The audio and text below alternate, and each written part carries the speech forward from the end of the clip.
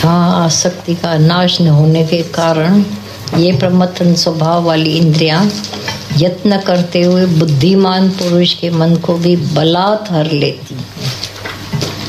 एक श्लोक पहले जानबूझकर पढ़ लेते हैं पहले। हाँ अभी पढ़ो 61। हाँ। इसलिए साधक को चाहिए कि वो उन संपूर्ण इंद्रियों को वश में करके समाहित चित्त हुआ मेरे परायण होके ध्यान में बैठे, क्योंकि जिस पुरुष की इंद्रियां वश में होती हैं उसी की बुद्धि स्थिर हो जाती है। जिज्ञासु को क्या चाहिए करना?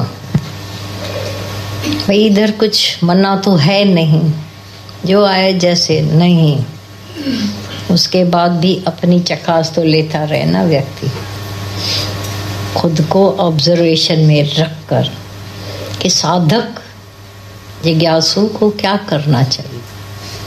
यहाँ से उठकर मस्तियों में भटकना नहीं, बोला संपूर्ण इंद्रियों को वश में करके, क्योंकि एक एक इंद्री मनुष्य के कहाँ कहाँ अंदर तक नुकसान करा देती है। किसी की जबान की इंद्री, किसी की आंख की इंद्री पाप कराती है, किसी की कान की इंद्री। तो ये जो खास 3 इंद्रियां जो इसी फेस में लगी पड़ी, सुगंध के भी पागल होते हैं दीवाने।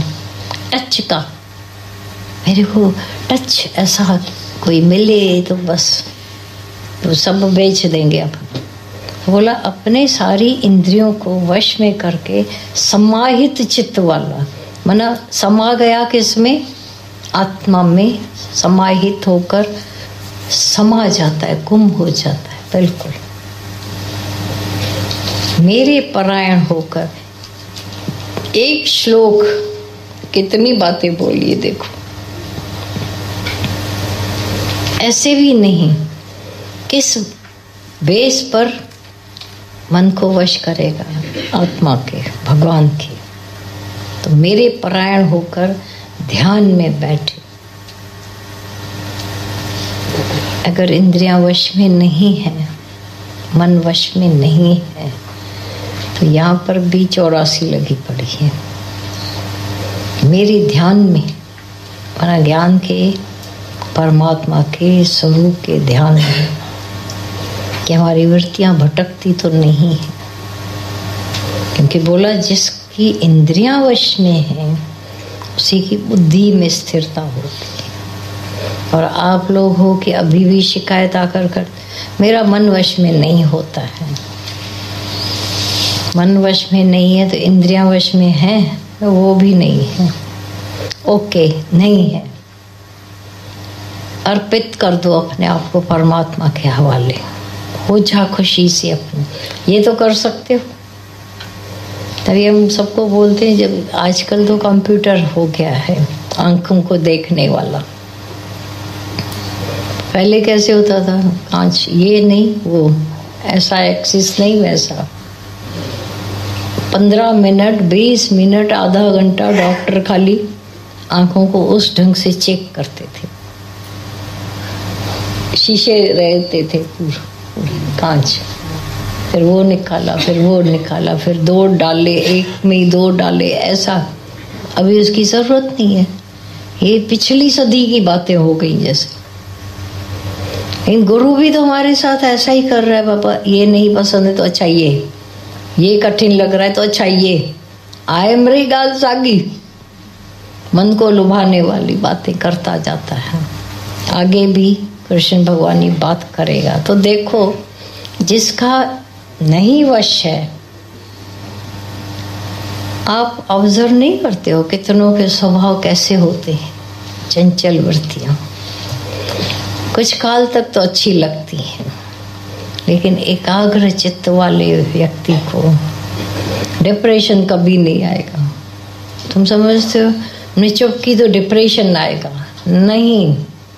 जब किस आधार पर हो गए साइलेंट में हो गए, क्योंकि सत्य को पहचाना।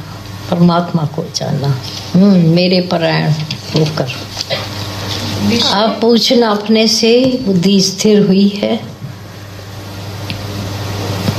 इंद्रियां स्थिर हुई हैं, वैराग्य है, अभी अपने को थोड़ा चेक करके उसमें लाने की करना।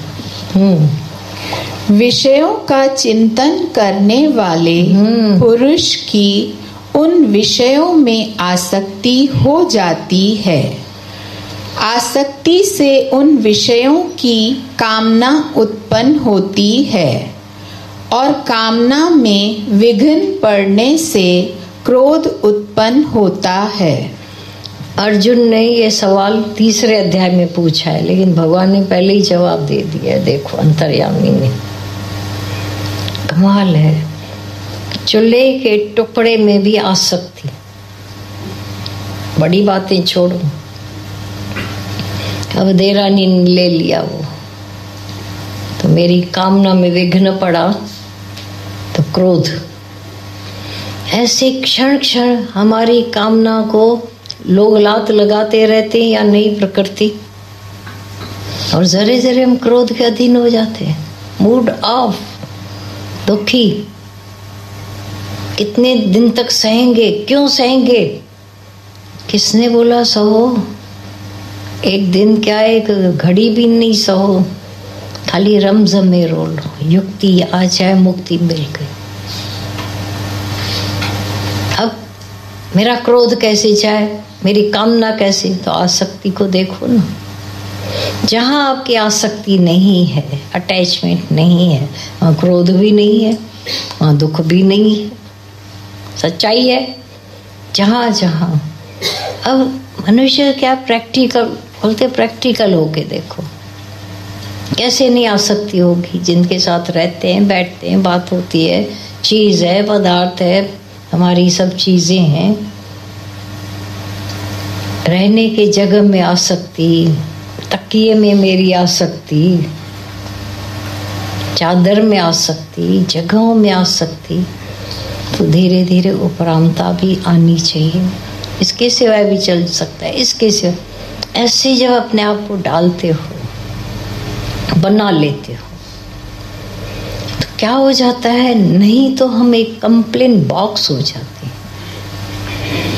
हमारे साथ आप चलोगे ना, हमारे साथ होंगे, वहां भी ढूंढेंगे कि कंप्लेन कोई मैं देखूं, कर सकूं, ऐसी कमियां ढूंढेंगे। तो मूर्ख में मूर्ख कमियां ढूंढता है, होशियार में होशियार है जो एक भी कमी न ढूंढे। हम समझते मैं बहुत होशियार हूं, मैं कमियां निकाल के आते। तो अपनी निकालना बाबा। कमी निकालने की एक जल्दबाजी है तो अपनी निकाले। नहीं, मैं जहां भी जाएंगे वहां की कमियां, वहां की इंक्वायरियां, वहां की खबरें, देखो मैं कितने होशियार है। दूर पड़ी ऐसी होशियारी हो जो तुमको भी दुखी करे, औरों को भी दुखी करे। हम तो उस पर धूल डालेंगे। ये व्यक्ति जहां घर में होगा, बाहर होगा, अपने साथ अकेला होगा, दुखी दुखी दुखी। ये अपने स्वभाव के साथ आसक्ति है व्यक्ति की, आदतों के साथ है। इसमें तो छोड़ो, उसमें तो छोड़ो, पर मेरी जो आदतें हैं उसमें मेरी आसक्ति हो, नहीं छोड़ेंगे, छूटेंगी नहीं। मरो, दुखी होंगे। तो ये फ्लेक्सिबिलिटी आ जाती है सत्संग सुनते सुनते, उसमें आने से पहले ध्यान तो जाए कि क्या क्या बात है। अभी खाली स्थित प्रज्ञ का पूछा भगवान से तो पूरा डिटेल बता दिया कि स्थिर बुद्धि होता क्या है, कैसे हो। अब पूरा नक्शा आ गया ना अर्जुन के सामने, कैसे हुआ जा सकता है, होता क्या है। ऐसे ही जब मुझे अपने बारे में पता तो चले तो बैठना पड़ेगा अपने साथ। तो हम अपने साथ बैठे हैं तो भी जैसे औरों के साथ वैसा वैसा अच्छी पाती। हाँ, वे कई बार नहीं, जब आप किसी कोई एक दूसरे ऐसे उंगली नीचे कर, तोड़ देंगे। कर नीचे, कर नीचे, ये धमका नहीं, बोलते हैं ना। तो अभी हमारी अगर अंदर से उंगली नीचे हो गई, अपनी तरफ आ गई, अब कोई तोड़ेगा नहीं। वाधारा, वाधारा। तो बोला अभी विषयों के चिंतन करने से मनुष्य के अंदर विषयों का, अब बाहर से छोड़कर बैठे लेकिन अंदर विषयों का चिंतन, और चिंतन आसक्ति, आसक्ति में विघ्न पड़ा तो काम, पहले कामना फिर क्रोध हो जाता है या नहीं? सारे दिन में देखोगे कितनी बार क्रोध आता है, काउंट करो। थोड़ा है फंसी, ज्ञान फंसी भी बना देता है कभी कभी। है क्या मुसीबत हो गई, इसे पहले अच्छे थे, क्रोध करके भी खा पी लेते थे, दुखी हो थोड़ा होते थे, रो लेते थे। रोना भी मना है, हंसना भी मना है। दुखी दुखी दुखिया दास कबीर है जो जागे और रोए। अगर कोई विकार जैसे क्रोध आ गया तो उस टाइम फिर गिल्ट, और गिल्ट, इसीलिए तो बच जाते हैं फिर से आगे के क्रोध से। नहीं तो पता नहीं, सिल विल मल्टीप्लाई, सिल वुड मल्टीप्लाई। बच गए। ये सफाई के समय कहाँ से शांति होती है, धूल मिट्टी उड़ती रहती है। देखिए क्या है, दिवाली की सफाई जब घरों में होती है तो क्या होता है, सब बहुत अच्छा लगता है। गंदगी इधर, गंदगी उधर। एक फर्नीचर बना रहा था कारपेंटर, वो आया, उसका मालिक जो जिसने दिया था फर्नीचर बनाना, ये क्या कर रहा है, ये कैसा है, ये रफ है, ये। बोला आधे में नहीं, देखो बाबा थोड़े दिन के बाद मैं आपको बुलाऊंगा। उसने तब तक पूरा बना लिया, रंधा लगा दिया, पॉलिश हो गई, और ऐसी पॉलिश जैसे बिल्कुल आईने जैसे। तो वो फिर से आया, मेरा फर्नीचर किधर है? पहचानो। मैं पहचान नहीं पा रहा। बोला ये, हाँ ये वो है, वो जो था। बोला वो गया भाई, ये है। इतनी कारीगरी हो सकती है। तो बनने के समय समझो कोई बन रहे हैं इस राह में भी। अब घर में गए तो न हंस पा रहे हो, न पूरा रो पा रहे हो, न शामिल हो पा रहे। ये क्या है, ज्ञान सुन क्या है, बूथा बरा पड़ा है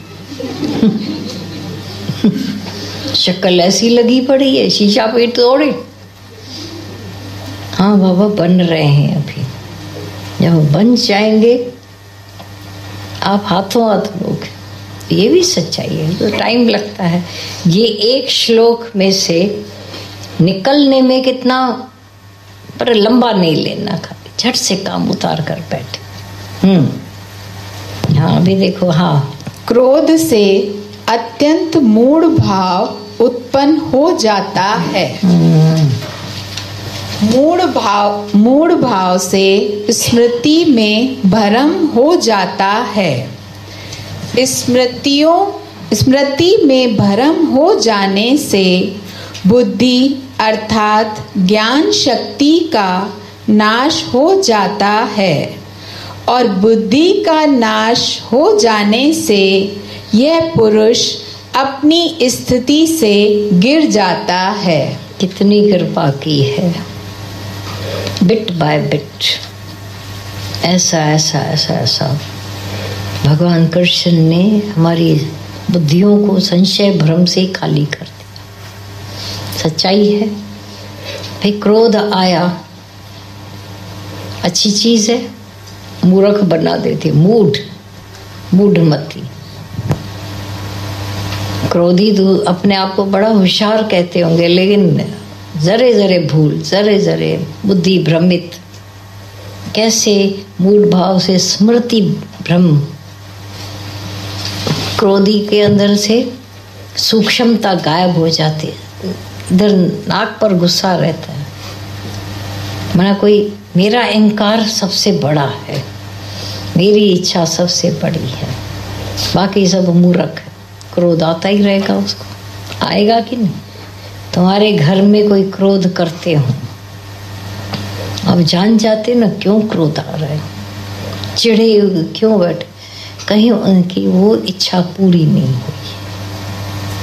इच्छा पूरी नहीं, क्रोध।